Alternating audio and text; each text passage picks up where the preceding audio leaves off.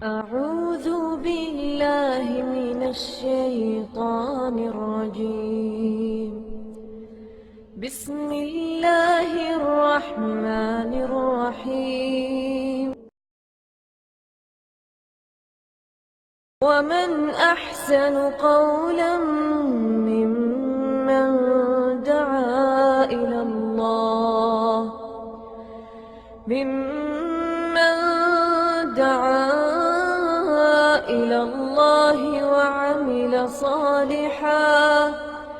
وعمل صالحا وقال إنني من المسلمين.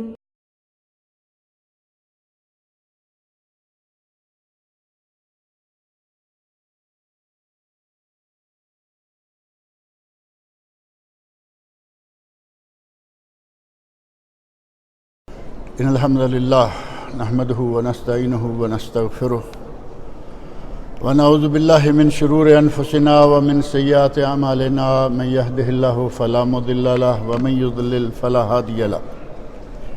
وأشهد أن لا إله إلا الله وحده لا شريك له وأشهد أن محمدا عبده ورسوله.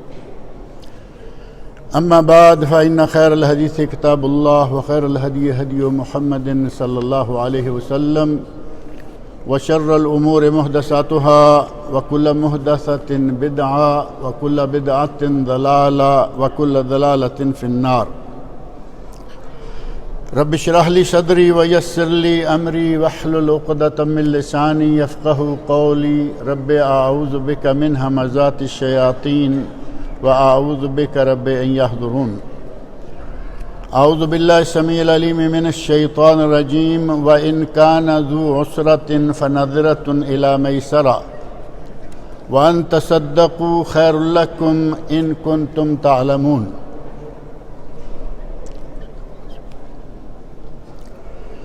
گزشتہ 2 درسوں میں ماہ شعبان کے بارے میں گفتگو کی گئی ہے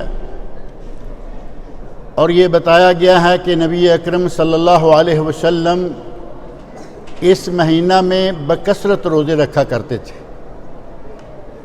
اور بکثرت روزے رکھنے کی وجوہات بھی بیان کی گئیں، جبکہ وہ لوگ جو بعض عائلی مسائل کو حل کرنے کے ماہر ہیں ان سے یہ پتہ چلا ہے کہ عموماً ماہ رمضان میں عائلی مسائل، معاشرتی مسائل بہت بڑھ جاتے ہیں. حالانکہ ہونا تو یہ چاہیے کہ رمضان پرامن ہو، باہر کے لوگوں کے ساتھ پرامن، اپنے گھر والوں کے ساتھ پرامن اور خاص طور پر اپنی گھر والی کے ساتھ. لیکن اس کے برعکس جو لوگ یہ مسائل حل کرتے رہتے ہیں ان کا تجربہ ہے کہ ماہ رمضان میں یہ مسائل بہت زیادہ ہو جاتے ہیں.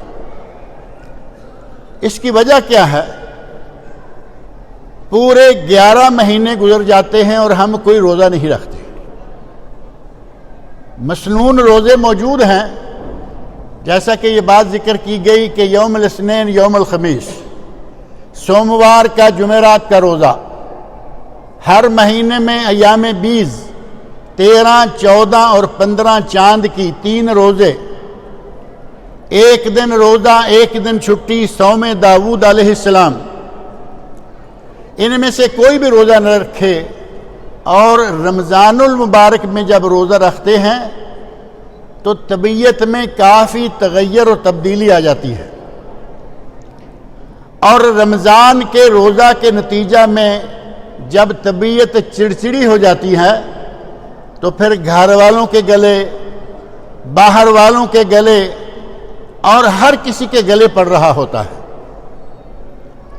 یہ ایک ایسی عبادت ہے کہ جس نے آپ کو اس طرح لڑاکا بنا دیا ہے. بات صرف یہ ہے کہ ہم اس کے عادی نہیں تھے. پورا سال اسی طرح گزر گیا، ہم اپنی مرضی سے چل رہے تھے، روزہ رکھا. آپ دیکھتے ہوں گے کہ رمضان المبارک کے مہینہ میں عصر کے بعد روزے دار سے بچ کے رہنا چاہیے. عصر کے بعد تھوڑی سی بھوک، گرمی کے موسم میں پیاس، تھوڑا سا روزے کا اثر اس طرح کو ہو چکا ہوتا ہے کہ روزے دار گلے پڑ رہا ہوتا ہے۔ نبی اکرم صلی اللہ علیہ وسلم کے شعبان میں بکثرت روزے رکھنے کی دیگر وجوہات کے علاوہ ایک وجہ یہ بھی ہے کہ آدمی رمضان کے روزوں کے لیے کچھ تیار ہو جائے، طبیعت سیٹ ہو جائے۔ نبی صلی اللہ علیہ وسلم نے دیگر وجوہات کی بنا پر بھی روزہ رکھا، لیکن خاص طور پر ہمیں اس لیے بھی روزہ رکھنا چاہیے، چاہے شعبان کے زیادہ نہیں تو 3 ہی رکھ لیں، 13، 14، 15 کو نہ صحیح، کسی بھی 3 دنوں کے 3 روزے رکھ لیں۔ انشاءاللہ العزیز جو رمضان میں ہماری گرما گرمی گھر والوں کے ساتھ ہوتی ہے یا لڑائی جھگڑا باہر والوں کے ساتھ ہوتا ہے وہ نہیں ہوگا۔ اسی لیے نبی اکرم صلی اللہ علیہ وسلم عموماً ماہ شعبان کے روزے بکثرت رکھا کرتے تھے۔ ماہ شعبان کے بارے میں ہی کافی تفصیلات ذکر کی جا چکی ہیں، لیکن ایک بات اور ذکر کر دیں کہ ابھی 2-4 دن کے بعد ہمارے پاک و ہند میں 15 شعبان کو جو جشن منائے جاتے ہیں، گزشتہ درس میں اشارہ کیا گیا تھا کہ قبرستان جانا، صفائی ستھرائی کرنا، صلاۃ الخیر یا صلاۃ الالفیہ پڑھنا اور اسی طرح کے کئی دیگر کام کرنا نبی صلی اللہ علیہ وسلم سے کچھ چیزیں ثابت ہیں، لیکن خاص اس دن سے کوئی تعلق نہیں رکھتی۔ نبی صلی اللہ علیہ وسلم ساری رات عبادت کیا کرتے تھے۔ اللہ نے فرمایا اے میرے نبی ذرا کم کر دو، آدھی رات کر دو، آدھی رات سے بھی کم کر لو۔ سورہ مزمل پڑھ کر دیکھیں، نصف رات کر لو، او انقص منہ قلیلا، آدھی رات سے بھی کم کر لو، جتنا آسانی کے ساتھ قیام کیا جا سکے کرو۔ نبی اکرم صلی اللہ علیہ وسلم اتنا لمبا قیام کیا کرتے تھے کہ آپ کے پاؤں سوج جاتے اور پاؤں کی سوجن کے نتیجہ میں خون کے ریشے پھوٹنے لگتے۔ نبی صلی اللہ علیہ وسلم تو بہت عبادت کیا کرتے تھے، لیکن کچھ خاص راتیں جو ہم نے عبادت کے لیے مخصوص کر رکھی ہیں، نبی اکرم صلی اللہ علیہ وسلم سے ان میں اس طرح کی عبادت ثابت نہیں۔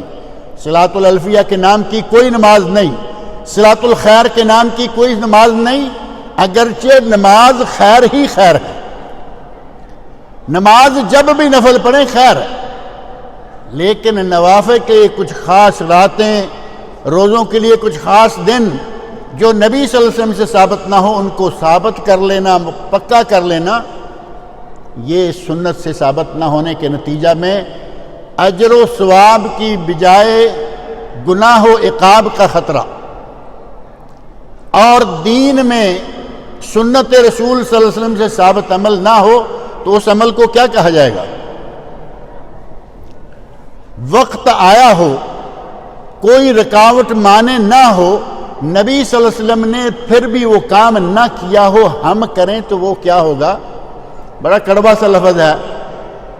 ایک آدمی 100 رکعت پڑھتا ہے اور ہم کہیں کہ یہ گناہگار ہے، بدعت ہے۔ کڑوا یقیناً ہے، لیکن حقیقت یہی ہے۔ جب نبی صلی اللہ علیہ وسلم نے یہ کام نہیں کیا تو ہم کیوں کریں؟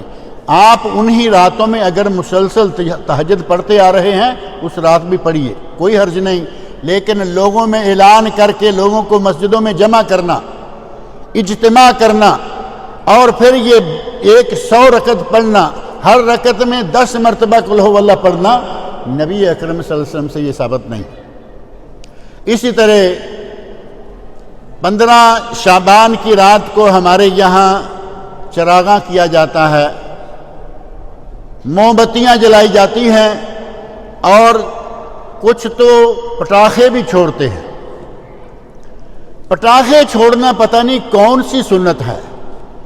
موم بتی تو روشنی کے لیے کسی نے جلا لی، مان لیتے ہیں کہ جلا لی، لیکن یہ شرلیاں اور پٹاخے یہ کہاں سے آ گئے؟ اسے بھی 15 شعبان کے ساتھ مخصوص کر رکھا گیا ہے، جب کہ اس میں مالی نقصان، دینی نقصان اور ہر سال جانی نقصان بھی ہوتے ہیں۔ داروگروں کے گھروں میں آگ لگتی ہے، کبھی کسی علاقے میں، کبھی کسی ملک میں داروگروں کے گھر کے ساتھ 2-2 4-4 گھر بھی جایا کرتے ہیں، اور جانی نقصان بھی ہوتا ہے۔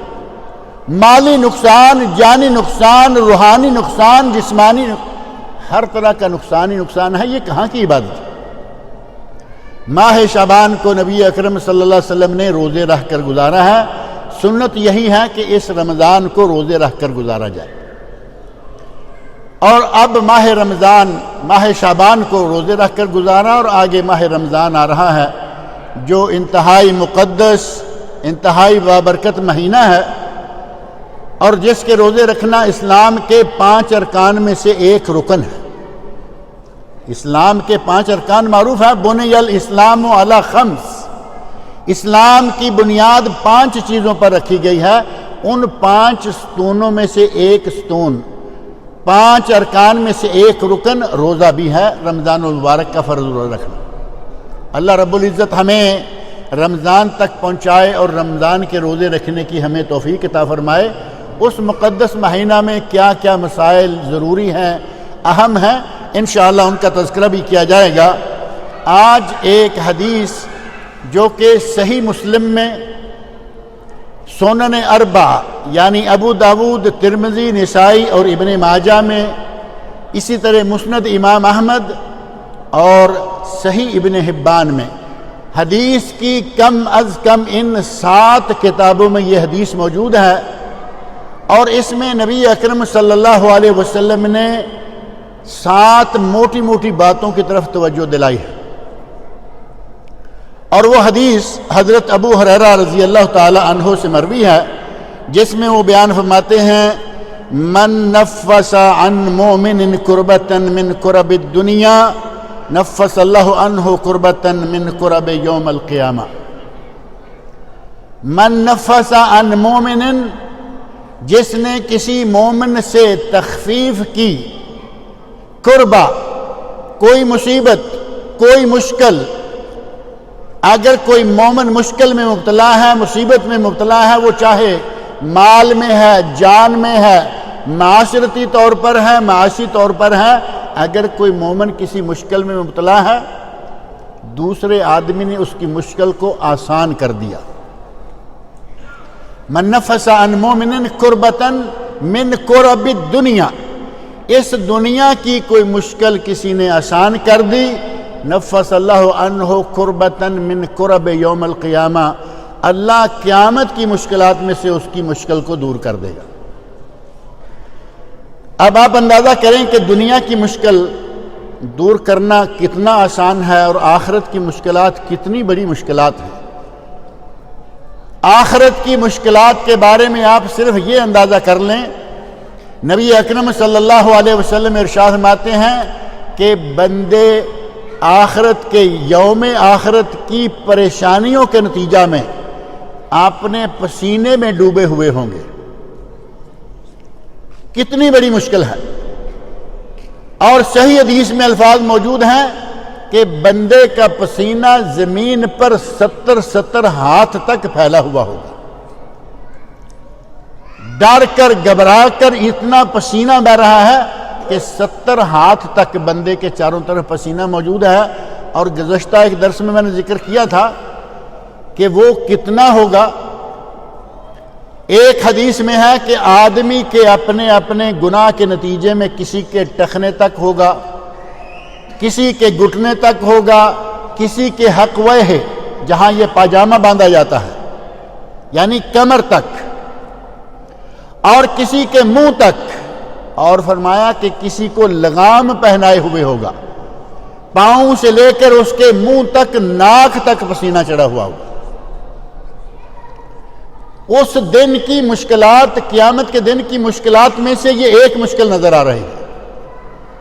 اگر کسی کی دنیا میں مشکل دور کی، مشکل کم کی، تخفیف، نفس ینفس و تنفیس کا معنی ہے مشکل کو تخفیف کم کرنا۔ جبکہ ایک دوسری حدیث میں، یہ حضرت ابو ہریرہ رضی اللہ عنہ کی حدیث ہے، اور ایک دوسری حدیث ہے جو کہ حضرت ابن عمر رضی اللہ عنہما سے مروی ہے، اس میں ہے من فرج، جس نے تفریج یعنی مشکل کو زائل کر دیا. ایک ہے مشکل کو کم کر دیا اور ایک ہے مشکل کو بالکل ختم کر دیا، زائل کر دیا. اب دونوں میں بہت فرق ہے. کم کر دیا، کسی پر بڑا قرض تھا، بڑا بوجھ تھا، کچھ اتار دیا. اور ختم کر دیا، کسی پر بہت قرض تھا، اس کا سارا قرض ادا کر کے اس کو آزاد کر دیا. اور الجزاء من جنس العمل، جزا عموماً اسی طرح کی ہوتی ہے جس طرح کا کوئی کام کیا گیا ہو. اگر کسی نے کسی کو خلاصی دلائی، اس کی جزا اس کو خلاصی کی شکل میں ملے گی. اور وہ خلاصی کیسے ہوگی؟ نبی اکرم صلی اللہ علیہ وسلم کا ارشاد ہے کہ جو آدمی ایک غلام کو آزاد کرتا ہے، اس غلام کے ایک ایک عضو کے بدلے اللہ قیامت کے دن اس کے اعضاء کو جہنم سے آزاد کر دے گا. خلاصی، اس نے بھی اس کے اعضاء کی خلاصی غلامی سے کروائی، اللہ اس کے اعضاء کی خلاصی جہنم سے کر دے گا. یہ ہے الجزاء من جنس العمل. جو عمل کرو گے، اچھا عمل ہے تو اس کی جزا اللہ اسی طرح کی دے گا. اگر کسی کی مشکل کو کم کرو گے، اللہ تمہاری مشکلات کو کم کرے گا.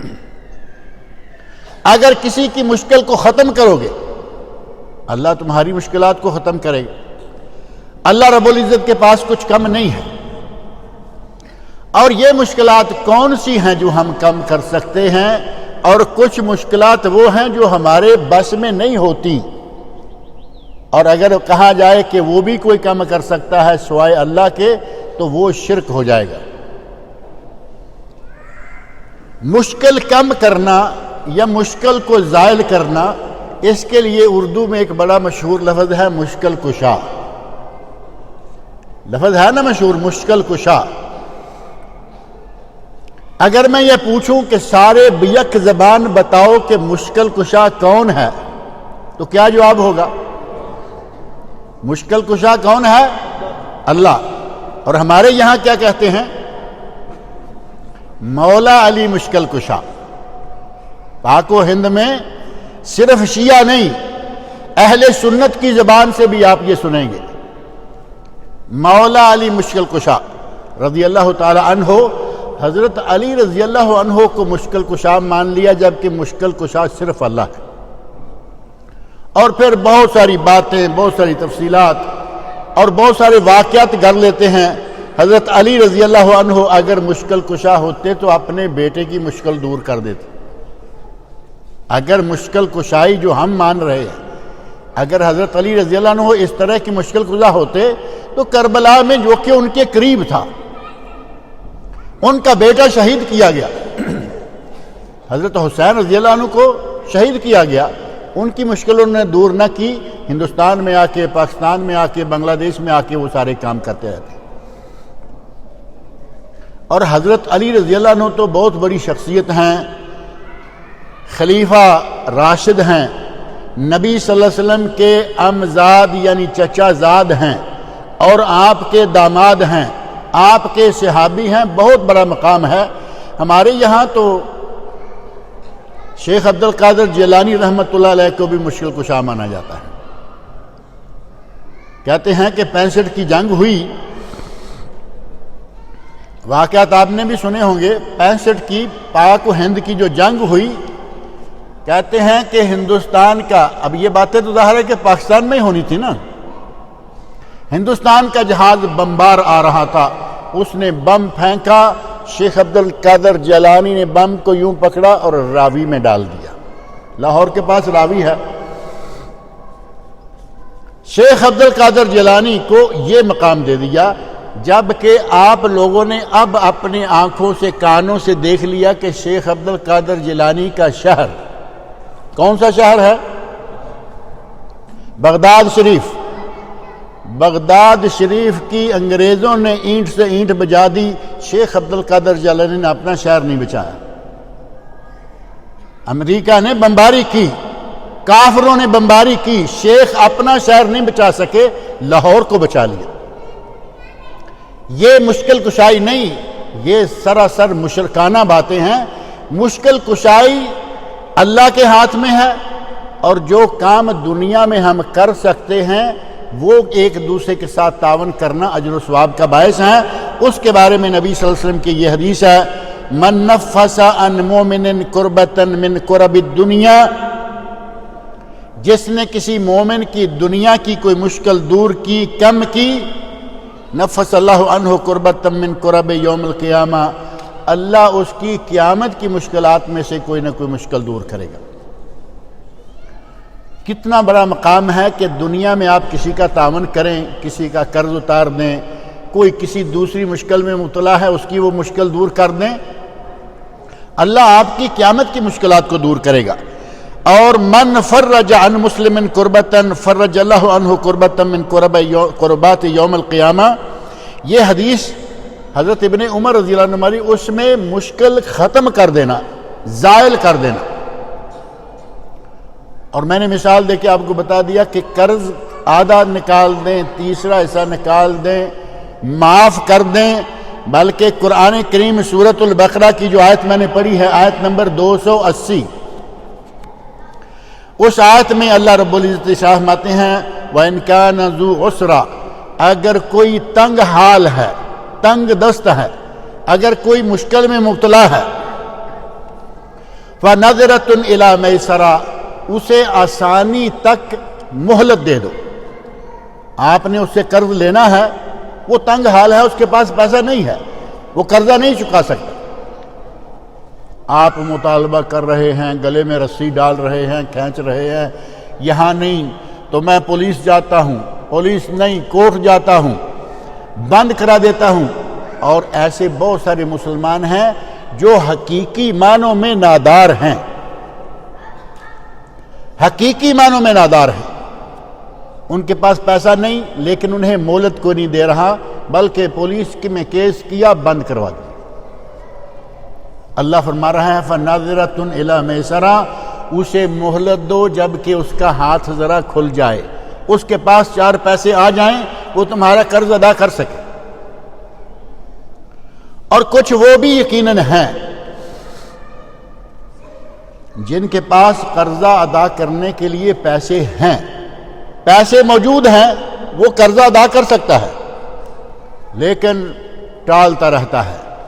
یہاں تو بڑا مشہور ہے نا، کوئی بھی کام ہو کر بھی سکتے ہیں، ممکن ہے کہ ایک قلم سے ایک لفظ لکھے وہ کام ہو جائے، کہیں گے ٹال بکرا۔ یہاں کا ماحول تو آپ جاتے رہتے نا دفتروں میں، ٹال بکرا یعنی کل لاؤ، کل لاؤ، کل لاؤ، کل لاؤ کرتے کرتے قرض لینے والے کو دیتا ہوں کرتے مہینوں آگے کرنا، اور پیسے موجود ہیں، جیب میں موجود ہیں، اکاؤنٹ میں موجود ہیں، گھر میں موجود ہیں، اب اس کا کیا کریں گے؟ نبی اکرم صلی اللہ علیہ وسلم کا ارشاد صحیح حدیث میں مثل الغنی ظلم، اگر کوئی آدمی پیسے والا ہے اور قرضہ دینے سے ٹال مٹول کر رہا ہے، وہ ظالم انسان ہے۔ پیسہ موجود ہے لیکن ادا کرنے کو جی نہیں چاہ رہا، فرمایا یہ ظلم ہے۔ اور اگر کوئی ظالم قیامت کے دن کھڑا کر دیا گیا تو وہاں معلوم ہے کہ کس طرح سے حساب ہوگا، وہاں نہ درہم ہوں گے، نہ دینار ہوں گے، روپے، پیسے، ڈالر، چلر، کوئی چیز نہیں ہوگی، وہاں کس حساب سے دیا جائے گا؟ وہاں نیکیوں کے ساتھ حساب کیا جائے گا۔ نبی اکرم صلی اللہ علیہ وسلم نے ایک حدیث میں ارشاد فرمایا ہے کہ کیا تم جانتے ہو فقیر کون ہے، مسکین کون ہے؟ لوگوں نے کہا یا رسول اللہ جس کے پاس درہم و دینار نہ ہو، پیسہ نہ ہو۔ فرمایا نہیں، مسکین وہ ہے کہ قیامت کے دن آئے گا، اس کے پاس ڈھیروں نیکیاں ہوں گی، لیکن دوسری طرف مطالبے والے آ جائیں گے، قد ضرب ھذا، اس آدمی کو مارا ہوگا، یہ کہے گا کہ مجھے اس نے تھپڑ مارا تھا، ڈنڈا مارا تھا، کچھ بھی مارا تھا۔ نیکیوں میں سے نیکیاں لے کر اس کو دے دی جائیں گی۔ دوسرا آ جائے گا، سفک دم ھذا، اس کا خون بہایا تھا، اس کی نیکیوں میں سے اس کو دے دی جائیں گی. شتم ھذا، اس کو گالیاں نکالی ہوں گی، اس کی نیکیوں میں سے اس کو دے دی جائیں گی. مطالبے والے ابھی باقی ہوں گے اور نیکیوں کا ڈھیر ختم ہو جائے گا.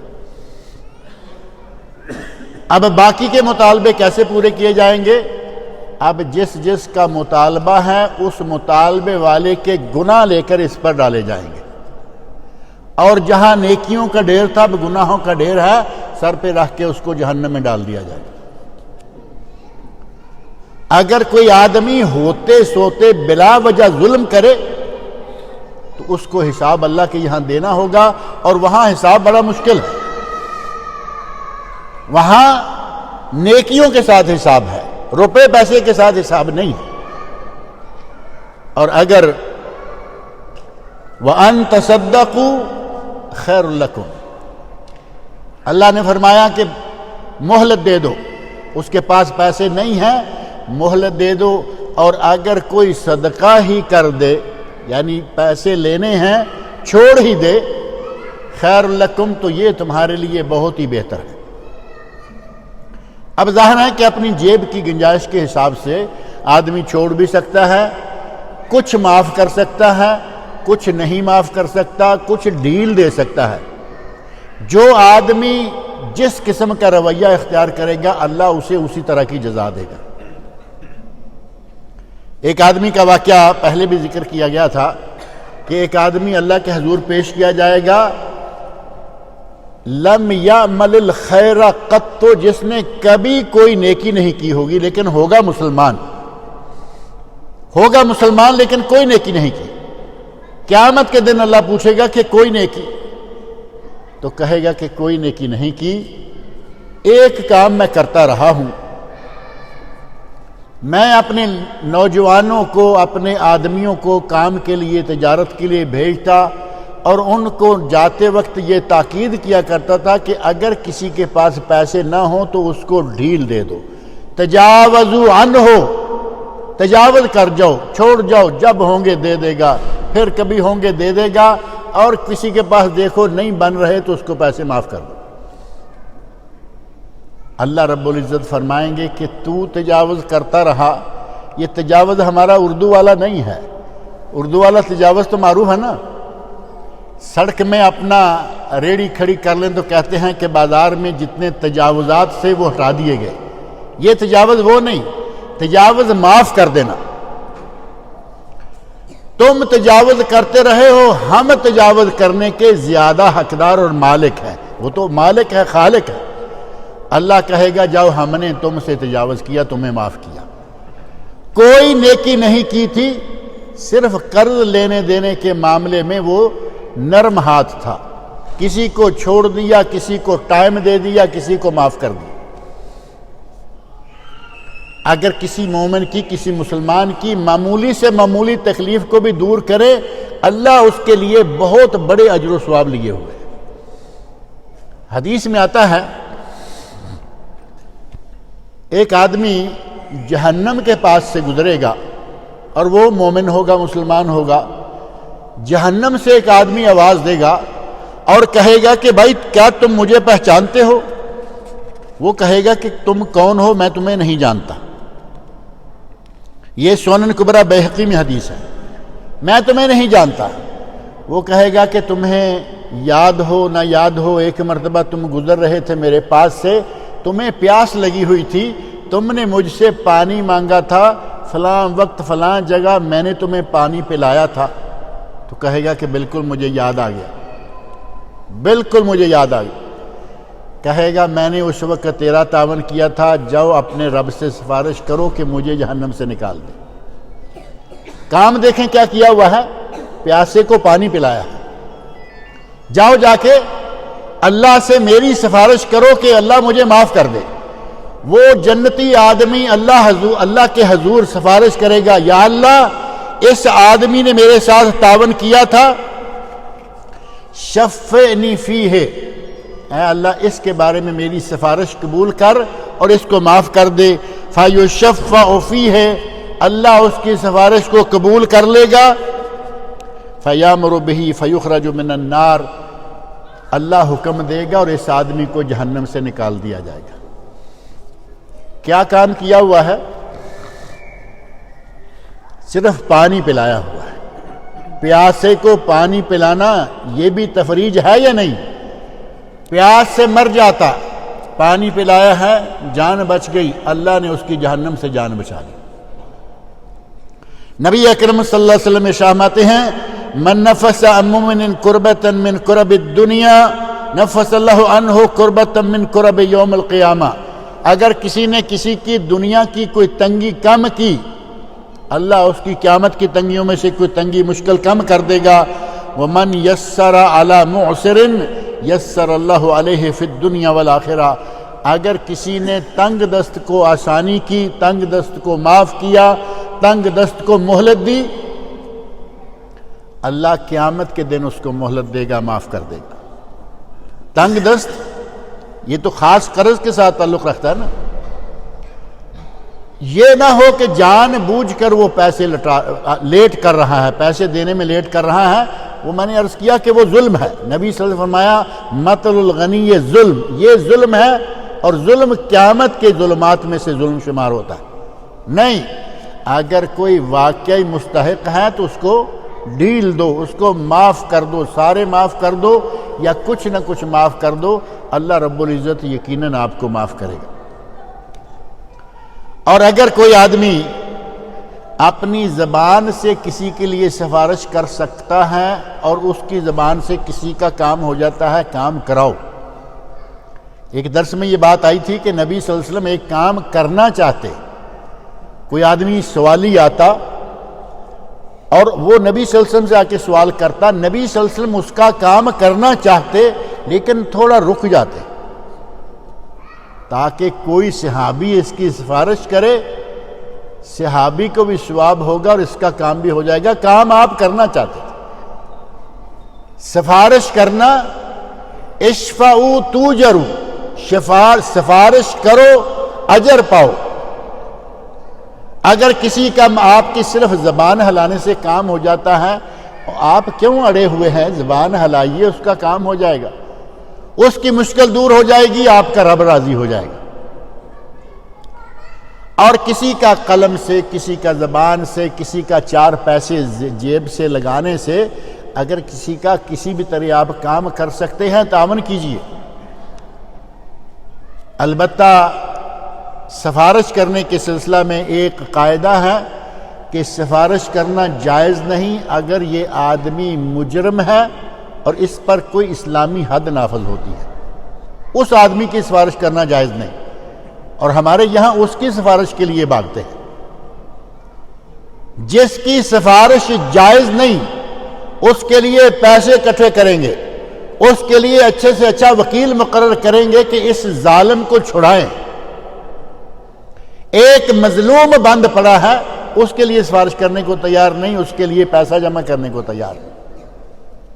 اگر کوئی آدمی ظالم ہے، قتل کیا ہے، زنا کیا ہے، چوری کی ہے، کسی پر تہمت یا بہتان لگایا ہے، ان چاروں چیزوں پر اللہ کی طرف سے قرآن کریم میں حد مقرر ہے۔ ان حدود کے مجرم کو چھڑانے کے لیے سفارش کرنا قطعاً جائز نہیں ہے۔ حضرت اسامہ بن زید کا واقعہ مشہور ہے نا، فاطمہ نامی عورت نے چوری کر لی، صحابہ کرام نے، میں نے ذکر کیا تھا یہ بات، صحابہ کرام نے کوشش کی کہ کوئی آدمی سفارش کرے، کوئی تیار نہیں ہو رہا، کسی کو انہوں نے مناسب نہیں سمجھا، بالآخر حضرت اسامہ بن زید رضی اللہ عنہ انہیں بھیجا گیا کیونکہ وہ نبی صلی اللہ علیہ وسلم کے بڑے پیارے تھے۔ انہوں نے سفارش کی، نبی اکرم صلی اللہ علیہ وسلم کا چہرہ مبارک سرخ ہو گیا، صحابہ کو اکٹھے کیا اور فرمایا کہ پہلے لوگ تباہ ہی اس لیے ہوئے تھے کہ اگر کوئی بڑا گناہ کرتا تو اس کو معاف کر دیا جاتا، اور اگر کوئی غریب آدمی گناہ کرتا تو اس پہ حد نافذ کر دی جاتی۔ اور ساتھ ہی پھر آپ نے وہ الفاظ ارشاد فرمائے، لو سرقت فاطمہ بنت محمد لقطعت یدہا، اگر فاطمہ میری بیٹی، فاطمہ زہرا رضی اللہ عنہا، محمد صلی اللہ علیہ وسلم کی بیٹی، اگر میری بیٹی بھی چوری کرتی تو میں اس کا بھی ہاتھ کاٹ دیتا۔ اس قسم کے کسی گناہ گار کی سفارش کرنا جائز نہیں ہے۔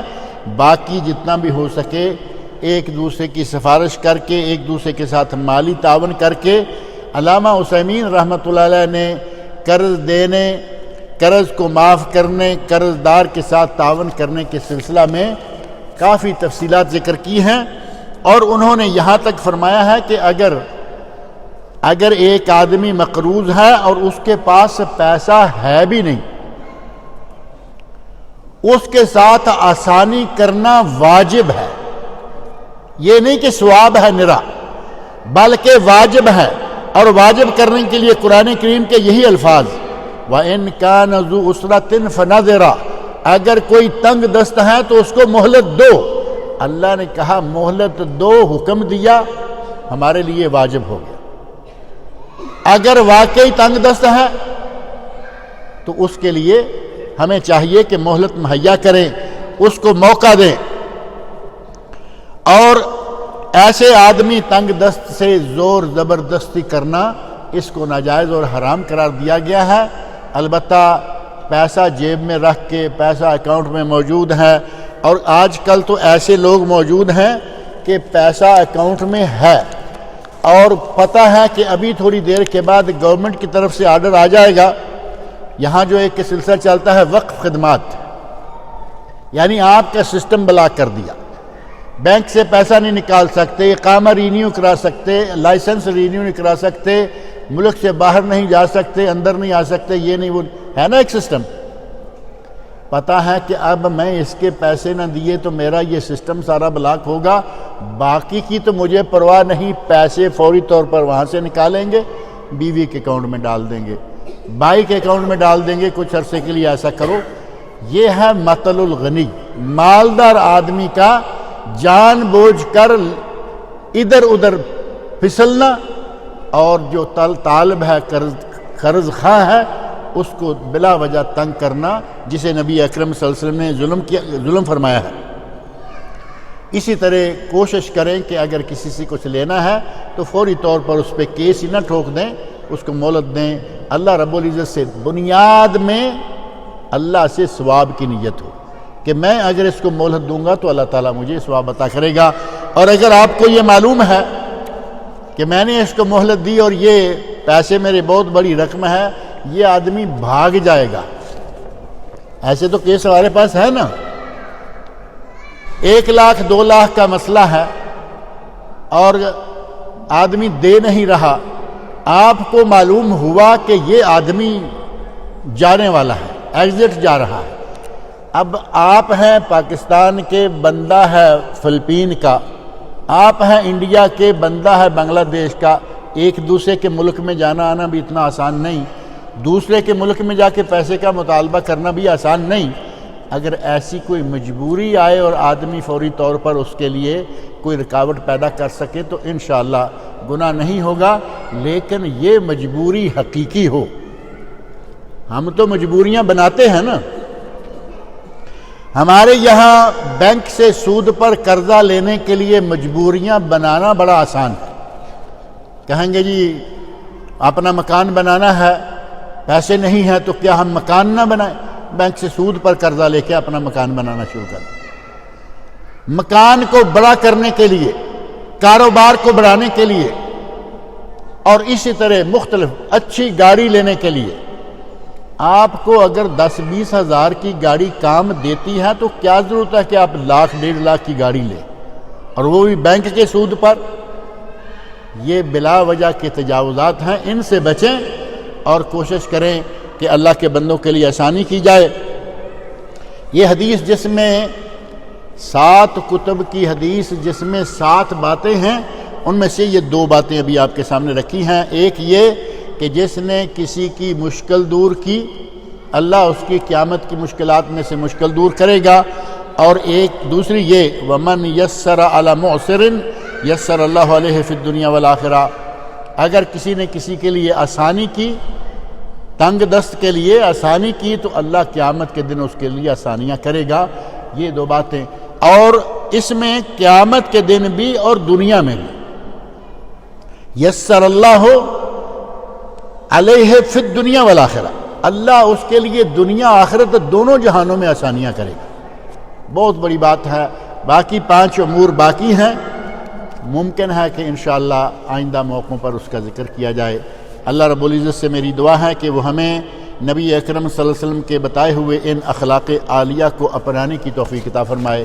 اللہ تعالیٰ مسلمانوں کو رمضان المبارک تک پہنچائے اور رمضان کے روزے رکھنے کی توفیق عطا فرمائے.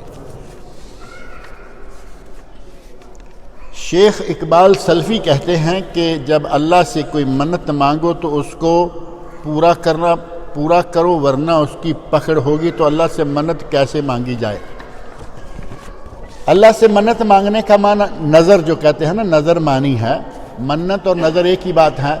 آپ نے نظر مانی کہ اگر میرا یہ کام ہو گیا تو میں 100 نفل پڑھوں گا. یہ ذرا فری آف کاسٹ نظر ہے، یہ لوگ اچھی مانتے رہتے ہیں. 100 نفل نہ خرچ نہ خرچہ، ایک رات میں 100 نفل پڑھ لے یا 2 میں پڑھ لیے. یا یہ کہا کہ اگر میرا یہ کام ہو گیا تو میں 1000 اللہ کی راہ میں دوں گا. نظر مان لی اور 1000 نہیں دے رہا، پکڑ ہوگی یا نہیں؟ نظر ماننا جائز، اس کا پورا کرنا واجب. اور نظر کا نبی سے فرماتے ہیں فائدہ کوئی نہیں ہوگا.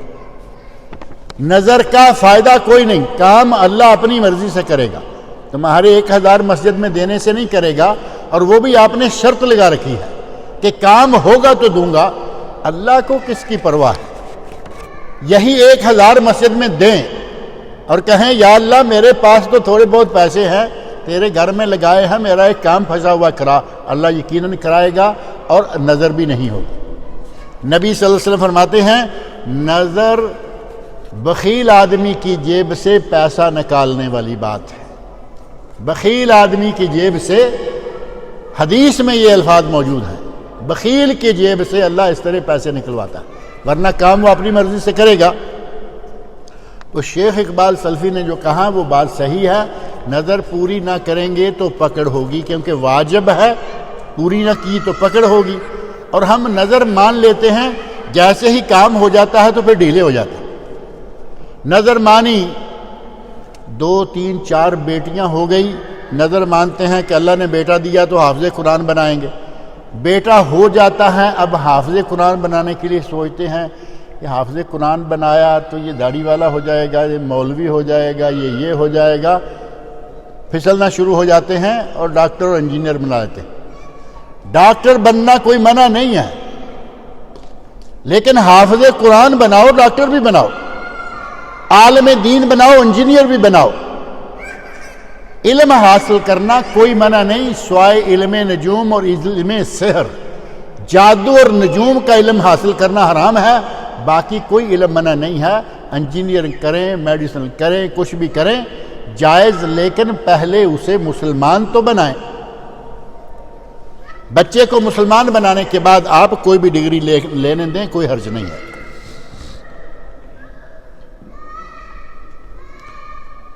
باپ کے مال میں 2 بھائیوں اور ماں کا کتنا کتنا حصہ ہوتا ہے؟ اب ماں پتہ نہیں باپ کی ہے یا بھائیوں کی ہے، اب یہ تو آپ کلیئر کر دیتے نا. ماں تو دونوں کی ہو سکتی ہے نا. باپ جو مر رہا ہے اس کی ماں بھی ہو سکتی ہے اور آپ کی ماں بھی ہو سکتی ہے جو کہ اس کی بیوی ہے، مرنے والے کی. آپ کہیں کہ مرنے والے کی بیوی اور 2 بیٹوں کا حصہ کیسے ہوگا؟ 8واں حصہ بیوی کا، اولاد ہو تو 8واں، اولاد نہ ہو تو 4تھا. اولاد نہیں ہے تو 4تھا حصہ بیوی کا، اور اولاد ہو تو 4تھا حصہ شوہر کا، اور اولاد نہ ہو تو آدھا حصہ شوہر کا، اور 2 بیٹوں کا. اب باقی جو ہے اس کو وہ 2 ہی ہیں تو آدھا آدھا کر لیں. اور اگر کوئی بہن شامل ہو تو بہن کو بھائیوں سے آدھا ملتا ہے. اعتکاف کی حالت میں عمر رسیدہ خواتین غسل کر سکتی ہیں؟ اعتکاف کی حالت میں عمر رسیدہ کرے، نوجوان کرے، کوئی بھی ہو، مرد کرے، عورت کرے، غسل کرنے میں کوئی ممانعت نہیں ہے اور غسل کرنا جائز ہے. نبی صلی اللہ علیہ وسلم مسجد میں اعتکاف فرما ہوتے اور آپ اپنا سر اقدس گھر کی طرف بڑھاتے، حضرت عائشہ رضی اللہ عنہا آپ کا سر دھو دیتی. جب سر دھلانے کی نوبت ہے سر دھلا لیتے. اعتکاف کی حالت میں دیکھیں، اعتکاف کی حالت میں مسجد میں ہوتے ہوئے سر اقدس اپنی گھر کی طرف بڑھاتے، گھر تو ساتھ ہی تھا نا، جیسے اس دیوار سے پار گھر ہو، اور حضرت عائشہ رضی اللہ عنہ آپ کا سر مبارک دھو دیتی۔ غسل میں کوئی حرج نہیں، لیکن اگر ضرورت ہے واقعی، ایسے ہی نہ ہو کہ میں ذرا تازہ ہو کے فریش ہو کے آ جاؤں، یہ آپ کا اعتکاف فریش ہونے کے لیے نہیں، اللہ کے ساتھ لو لگانے کے لیے ہے۔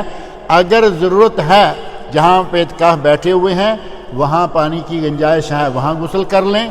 اگر واقعی ضرورت پیش آ جائے، آپ اپنے گھر سے بھی غسل کر کے آ سکتے ہیں، کوئی ممانعت نہیں ہے۔ لوگ کہتے ہیں کہ کسی جماعت کے ساتھ منسلک ہونا ضروری ہے، اگر ایسا ہی ہے تو وہ جماعت کیسی ہونی چاہیے؟ جماعت وہ ہونی چاہیے جو اللہ اور اللہ کے رسول صلی اللہ علیہ وسلم کی باتیں مان رہی ہو اور انہی باتوں کو ماننے کا حکم دے رہی ہو۔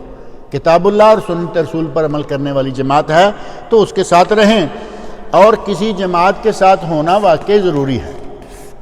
آدمی اکیلا رہے، وہ کسی بھی جماعت کے ساتھ تعلق نہ رکھے تو وہ کیا ہوگا؟ وہ تو ایک مثال ہے کہ اگر اکیلی ریوڑ سے بھیڑ الگ نکل جائے تو اس کو بھیڑیا کھا جاتا ہے۔ حدیث میں نبی صلی اللہ علیہ وسلم فرماتے ہیں من شذ شذ فی النار، جو اکیلا نکل گیا جہنم میں گیا۔ جماعت کے ساتھ رہیں، لیکن جماعت جو کتاب و سنت پر عمل کرنے والی ہو۔ فرض روزے چھوڑنے کا کفارہ کیا ہے؟ روزے تو بھی عالم دن پہلے چھوڑنے کی نیت آپ نے کر لی ہے۔ اگر کوئی فرض روزہ چھوڑ دیں تو اس کا کوئی کفارہ نہیں ہے، وہ روزہ رکھنا ہوگا۔ اگر کوئی بیمار ہے، مریض ہے، وہ جب رکھ سکے تب رکھے، اور اگر آئندہ رکھنے کی کبھی نوبت آتی نظر نہیں آ رہی، دائمی مریض ہے، تو اس کی طرف سے ایک روزہ ایک آدمی کو رکھوا دیا جائے، یعنی مسکین کو یا کسی محتاج کو جتنے روزے یہ چھوڑتا ہے اتنے روزے اس کو رکھوا دیے جائیں، یا اتنے دنوں کا کھانا دے دیا جائے۔ اگر 4 رکعت والی نماز میں غلطی سے 5 رکعت پڑھی گئی تو نماز کو پھر سے لوٹانا پڑے گا؟ پھر سے لوٹانا نہیں، 5ویں رکعت کے ساتھ آپ کو یاد آ گیا کہ یہ تو میری 5ویں رکعت ہو گئی ہے، اب سلام پھیرنے سے پہلے 2 سجدے، اگر نماز میں کمی ہو اور نماز میں اضافہ ہو تو پہلے سلام پھیریں دونوں طرف، پھر 2 سجدے کریں اور اس کے بعد پھر سلام پھیر دیں۔ سمجھ آئیے یا نہیں بات کی؟ اگر نماز میں اضافہ ہو گیا ہو، جیسے اس نے کہا کہ 5 رکعتیں ہو گئی، پہلے سلام پھیریں، نماز مکمل ہو گئی ایک اعتبار سے، اب 2 سجدے کریں، وہ 5ویں رکعت جو ہے وہ 5ویں رکعت اور 2 سجدے ایک چھٹی رکعت کی جگہ اختیار کر جائیں گے، 2 نفل ہو جائیں گے، 4 فرض مکمل ہو گئی، یا 4 وہ ہو گئیں اور 2 نفل ہو گئیں۔ اور اگر رکعت کوئی چیز کم رہ جائے، مثلا درمیان والا اتحیات نہیں بیٹھا، تیسری کے لیے اٹھ گیا، تو نماز میں کچھ کمی آ گئی، اس کمی کو پورا کرنے کے لیے سلام پھیرنے سے پہلے 2 سجدے کریں اور پھر سلام پھیر لیں۔ زکوٰۃ 1 سال پہلے ادا کر سکتے ہیں کیا؟ کیونکہ رمضان میں ادا کرنا افضل ہے۔ رمضان میں ادا کرنا افضل ہے، اور 1 سال پہلے ادا کریں تو بھی کوئی حرج نہیں ہے، ایڈوانس زکوٰۃ دینا جائز ہے۔ لیکن ایک کام جو ہے ہمارے یہاں کیا جاتا ہے، سارا سال لوگ حاجت مند کوئی نہ کوئی آتا رہتا ہے، پوچھتا رہتا ہے، اپنے مال میں سے صدقہ دینے کی بجائے زکوٰۃ کا پیسہ اکٹھا کر کے رکھ لیا، جو کوئی آ رہا ہے اسی میں سے دے رہے ہیں۔ اب اگلا سال زکوٰۃ آنے سے پہلے وہ پیسے ختم ہو گئے، اب اگلے سال کی زکوٰۃ کا حساب کر کے وہ رکھ لیتے ہیں، ان میں سے دیتے رہتے ہیں، اور رمضان میں اس کو ظاہر ہے کہ زکوٰۃ میں سے مائنس کر لیتے ہیں۔ میرا حساب سمجھ میں آیا یا نہیں؟ آسان سی بات ہے کہ 1 لاکھ ریال زکوٰۃ نکلی تھی، رکھ لیا، لوگوں کو دیتے رہے، اور شعبان میں یا رجب میں یا اس سے بھی پہلے جمادی الثانی میں وہ 1 لاکھ ختم ہو گیا۔ اب اگلے سال کی زکوٰۃ جو 2، 4، 6 لاکھ اندازاً نکلتی ہے، جو بیلنس ہے وہ تو معلوم ہی ہوتا ہے نا، اس کی زکوٰۃ نکال کے اب یہاں رکھ لی، اب اس میں سے دینا شروع ہو گئے کہ ایڈوانس نکال لی ہے، دیں گے صرف زکوٰۃ ہی مسکین کو، جبکہ اللہ نے زکوٰۃ کا قرآن کریم میں تھوڑا ذکر کیا، صدقہ و خیرات کا بار بار ذکر کیا۔ آپ کے مال میں حق للسائل والمحروم، سائل اور محروم کا بھی حصہ ہے، وہ بھی تو دیا کریں۔ زکوٰۃ نکال کر اس کو آپ ایک آدھ مہینہ زیادہ سے زیادہ رکھ سکتے ہیں۔ یہ جو پورا سال ہمارے یہاں کچھ لوگوں کی تنخواہ لگا دی، کچھ لوگوں نے اسی طرح رکھے زکوٰۃ کو اپنی مرضی سے بانٹتے رہے، یہ طریقہ کار نہیں ہے۔ زکوٰۃ نکالیں، سپرد کر دیں فقیروں کے، غریبوں کے، محتاجوں کے۔ اور اگر کوئی ایڈوانس نکالتا ہے تو اس کا طریقہ کار جو زکوٰۃ کی باقاعدہ اپنے بعض رشتہ داروں کی تنخواہ لگا دیتے ہیں، وہ صرف اس شکل میں ہے کہ آپ ایک سال کی ایڈوانس زکوٰۃ نکالیں، اور یہ تنخواہ کی شکل میں اگر دینا چاہتے ہیں تو پھر انشاءاللہ کوئی حرج نہیں ہوگا۔ اور اس تنخواہ کو آپ اگر یہ سمجھیں کہ یہ بھائی ہم پہ دین کر رہے ہیں، آپ کا رشتہ دار، اس کو یہ رنگ دیا ہوا ہو کہ یہ بہت بڑا احسان کرتے ہیں ہم پر، تو یہ رنگ دینا جائز نہیں ہے، کیونکہ آپ نے زکوٰۃ دی، اس پہ کوئی دین نہیں ہے، آپ کی طرف سے کوئی دین، کوئی احسان نہیں، یہ زکوٰۃ ہے۔ اس انداز کو اپنائیں کہ اسے معلوم ہو کہ ہمیں کیا مل رہا ہے۔ اب وہ لیتا ہے لے، نہیں لیتا نہ لے، لیکن کچھ ایسا انداز ہو کہ وہ آبرو مندانہ بھی ہو۔ آپ زکوٰۃ کے پیسے لے کے کسی اپنے رشتہ دار کے پاس جائیں، اسے کہو لو یہ میں اپنے زکوٰۃ کے پیسے لایا ہوں، تو کیا کرے گا وہ؟ پیسوں کی پوٹلی آپ کے منہ پہ مارے گا، کہے گا جاؤ زکوٰۃ لے، میں تمہاری زکوٰۃ والا ہوں۔ آبرو مندانہ انداز، عزت کے ساتھ اسے دیں، اور اس کو احساس ہونا چاہیے کہ یہ تنخواہ جو مجھے لگی ہوئی ہے یہ اس کے مال خاص سے نہیں، یہ زکوٰۃ کے پیسے سے ہے۔ نیچے گری پڑی ہوئی چیز یا روپے مل جائیں تو کیا کرنا چاہیے؟ نیچے گری پڑی چیز مل جائے تو اس کا اعلان کریں، پیسے مل جائیں تو بھی اس کا اعلان کریں، اور ایک عرصے تک پیسے والا نہ آئے تو پھر اس کو اس کی طرف سے نیت کر کے کہ یہ اللہ کی راہ میں صدقہ ہے، اس کو بھی ثواب ہوگا اور انشاءاللہ آپ کو بھی ثواب ہوگا۔ چاشت کی نماز، اشراق کی نماز دونوں ایک ہی ہیں یا فرق ہے؟ اشراق اور چاشت میں فرق ہے۔ اشراق ہے جو سورج نکلنے کے فوراً بعد سورج ایک نیزہ آئے تو اس وقت 2 رکعت پڑھی جاتی ہے، یہ ہے اشراق۔ اور چاشت ہے صلاۃ الضحیٰ، اسی کا نام ہے صلاۃ الاوابین، اور یہ اس وقت پڑھی جاتی ہے جب ریت گرم ہو جائے۔ نبی اکرم صلی اللہ علیہ وسلم کا ارشاد صحیح مسلم میں ہے، صلاۃ الاوابین حین ترمض الفصال، اوابین یا صلاۃ الضحیٰ یا نماز چاشت اس وقت ہوتی ہے جب اونٹ کے بچے کے پاؤں ریت پر جلنے لگے۔ اب وہ سورج نکلتے ہی تو نہیں جلنے لگیں گے نا، ظاہر ہے کہ 9:10 سے 11 ساڑھے 11 تک زور سے پہلے یہ ہے چاشت کا، اس کا چاشت ضحیٰ یا صلاۃ الاوابین کا وقت۔ ہمارے یہاں پاک و ہند میں صلاۃ الاوابین جو ہے وہ مغرب اور عشاء کے درمیان پڑھی جاتی ہے، جبکہ وہ ایک روایت ہے یقیناً، لیکن وہ روایت ضعیف ہے، حدیث ضعیف ہے۔ صحیح مسلم کی حدیث میں وقت یہ بتایا گیا ہے صلاۃ الاوابین کا۔ نماز تسبیح نہیں، صلاۃ تسبیح نماز پڑھ سکتے ہیں، وہی نماز تسبیح جو ہے 4 رکعت، ہر رکعت میں 150 مرتبہ 150 مرتبہ سبحان اللہ والحمدللہ ولا الہ الا اللہ واللہ اکبر، یہی ہے نا۔ اس کے بارے میں بعض علماء نے کہا کہ یہ نماز نہیں پڑھنی چاہیے۔ علامہ ابن عثیمین رحمۃ اللہ علیہ، جن کا پہلے بھی ذکر گزرا ہے، ان کی رائے یہ ہے کہ یہ نماز کچھ ذرا عام نمازوں کی نسبت عجیب سی ہے، یہ نہیں پڑھنی چاہیے۔ علامہ محمد ناصر الدین البانی رحمۃ اللہ علیہ جو دور حاضر کے سب سے بڑے محدث ہیں، ابھی چند سال ہوئے علامہ ابن باز، علامہ البانی، علامہ ابن عثیمین، علامہ ابن جبرین، یہ 4 عرب عالم بہت بڑے جو پچھلے چند سالوں کے دوران فوت ہوئے ہیں، ان میں سے علامہ البانی رحمۃ اللہ فرماتے ہیں کہ نماز تسبیح کی اتنی حدیثیں ہیں کہ ان سے یہ اندازہ ہوتا ہے کہ یہ لا اصل نہیں ہے، یعنی اس کی بنیاد یقیناً کوئی نہ کوئی ہے، لہٰذا پڑھی جا سکتی ہے۔